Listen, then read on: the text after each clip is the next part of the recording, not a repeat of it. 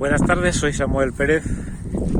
Bienvenidos a mi canal. Hoy es domingo 9 de abril de 2023, domingo de resurrección, domingo donde los cristianos celebramos la resurrección de Cristo, ¿no? Los cristianos celebramos su muerte, hoy celebramos su resurrección. Para entrar en materia quiero leer en 1 Corintios 15:3 en adelante, que dice así: porque primeramente os he entregado lo que asimismo recibí, que Cristo murió por nuestros pecados conforme a las Escrituras. Aquí está hablando el apóstol Pablo a los Corintios. Y que fue sepultado y resucitó al tercer día conforme a las Escrituras. Y que se apareció a Cefas y después a los 12. Después se apareció a más de 500 hermanos a la vez, de los cuales la mayoría vive aún y otros ya duermen.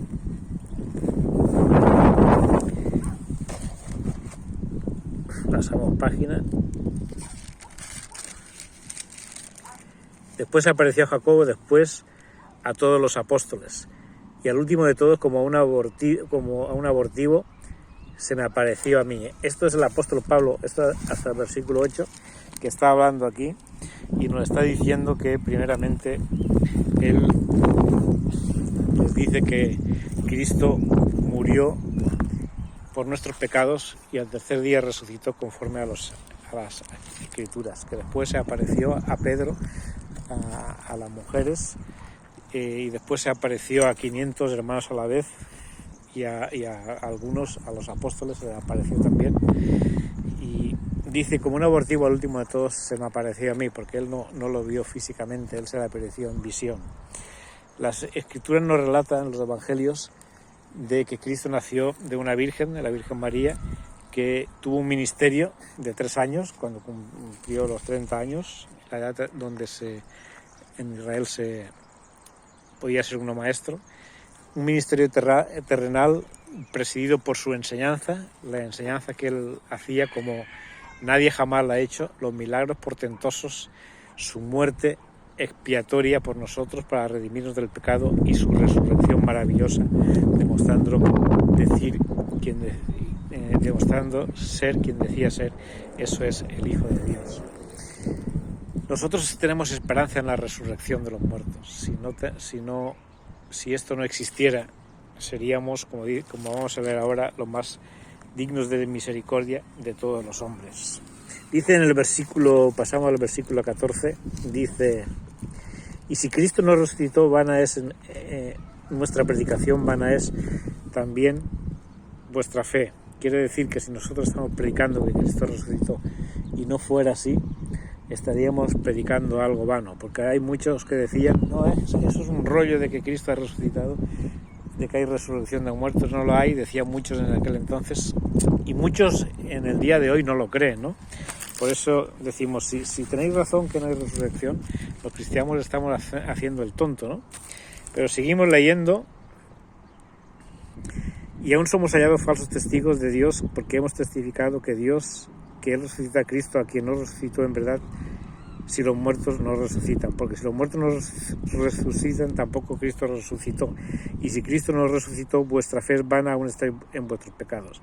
Entonces también los que durmieron en Cristo perecieron. Si solamente en esta vida esperamos, en Cristo somos los más miserables de todos los hombres. Quiere decir que si los que dicen que Cristo no ha resucitado tienen razón, significa que los creyentes que creemos en la resurrección de Cristo y la resurrección venidera somos los más dignos de conmiseración de todos los hombres, porque estamos creyendo en algo vano. Pero acaba en el versículo 20, más ahora Cristo ha resucitado de los muertos, primicias de los que durmieron es hecho. Quiere decir, él acaba aquí en este versículo 20 de 1 Corintios 15 con una rotunda afirmación: Cristo sí ha resucitado, primicias de los que durmieron es hecho. Nosotros creemos en la resurrección de Cristo y es la base de nuestra esperanza.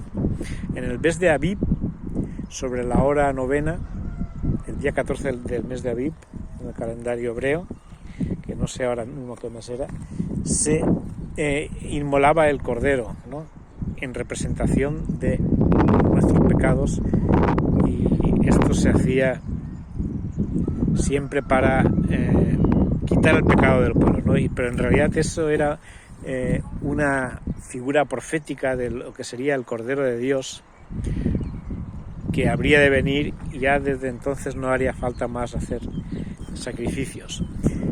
Cristo murió en la cruz en ese 14 mes de Aviv en la hora novena, o sea, a las 3 de la tarde, cuando se iba a crucificar, que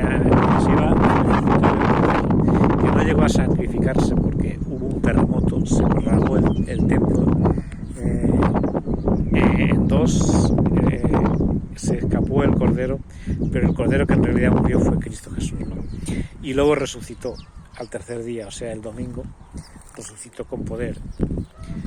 Nosotros, los creyentes, tenemos la esperanza de la resurrección. Si te preguntas qué sentido tiene la vida, hacia dónde vamos, hacia dónde venimos, mira, la humanidad nos hemos perdido. El único que ha hecho algo realmente creíble, realmente que merece la pena para salvarnos, ha sido Jesucristo.